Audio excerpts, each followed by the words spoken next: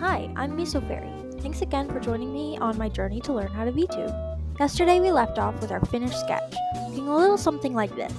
Now we get down to lining. As I said previously, I actually have a completed model that I had started to rig before I eventually couldn't continue on any longer.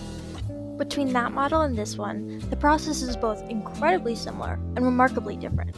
I do believe, though, that the first attempt is definitely making this attempt much faster.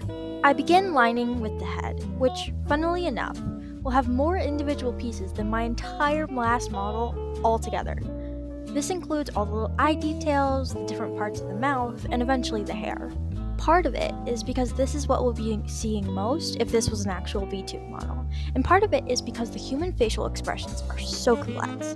If you don't have enough detail, it won't ever look human. The secondary sketch process helped incredibly when lining. Pretty much everything that needs to move is its own individual thing, and that means a lot of complicated and messy layers. Having that sketch basically be the fully finished model helped me stay on track and keep my focus on the more complicated things. As a personal tip, one thing that I learned through my previous model experience is label every single layer. I even came up with this label scheme to help myself. Anything that is line art is labeled with an underscore and then when it depicts. For example, hand lines would be underscore hands.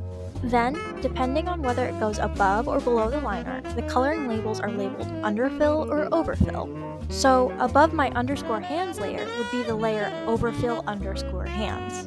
Eventually, those two layers will become 4 layers with the label L underscore or R underscore. Ain't this complicated? Wanna guess how many layers I just have for line art? 82. This is not going to be a simple file.